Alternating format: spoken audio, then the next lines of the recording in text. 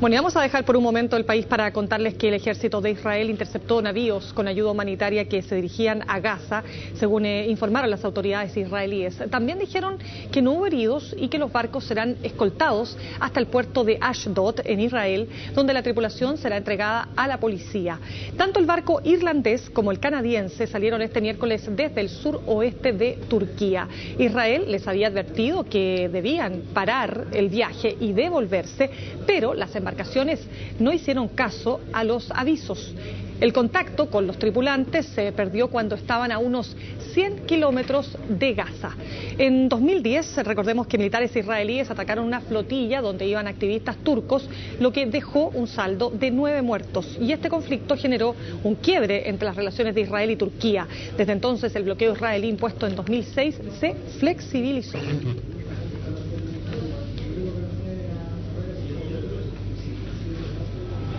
Vamos a profundizar en este tema. Ya estamos en contacto con Nivaldo Mochati desde Radio Bio Bio. ¿Cómo estás, Nivaldo? Buenas tardes. Hola, Mirna, buenas tardes. Sí, reedición de lo ocurrido en mayo del 2010, no, porque no hubo muertos, pero sí en un aspecto que estas son maniobras propagandísticas por gente que solidariza con la Franja de Gaza y quiere públicamente a nivel internacional poner, por así decirlo, el tema sobre la mesa. ¿Y cuál es el tema?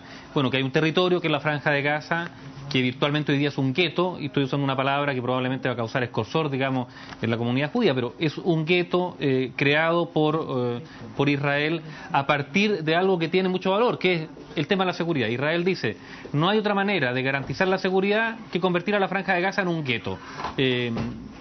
Y eso es muy discutible, porque a eso se suman los 5.000 palestinos que están presos en cárceles israelíes, y sobre todo de que el trasfondo de la no determinación del pueblo palestino, independientemente de que la Franja de Gaza esté gobernada, la Franja de Gaza, por un sector más radical que el grupo Hamas. Lo de hoy día no es más que un punto en este tema que está siendo muy complejo desde que Palestina pidió su adhesión como Estado miembro a la ONU, algo que fue aceptado para la UNESCO, que es la Organización de Naciones Unidas para la Educación y la Cultura, el lunes recién pasado, que provocó inmediatamente, por ejemplo, que Estados Unidos e Israel dijeran que no van a financiar más a la UNESCO. O sea, hay una tensión que está increciendo, que probablemente no va a una salida muy fácil. ¿Por qué?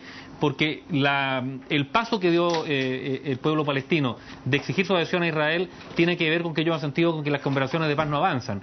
Entonces han puesto esta carta sobre la mesa que lo único que está generando es que la diplomacia se encuentra casi sin posibilidad de desatar ese nudo, y estamos viendo por otro lado hechos como este, como que Israel está pensando, algo tiene que ver, ¿no?, a la posibilidad directa, por ejemplo, de intervenir con un ataque preventivo a las instalaciones nucleares iraníes.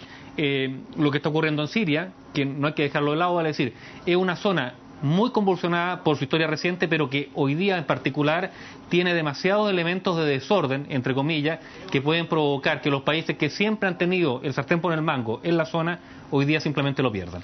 Bien, Nivaldo, muchas gracias por tu comentario, que estés muy bien. Tú también.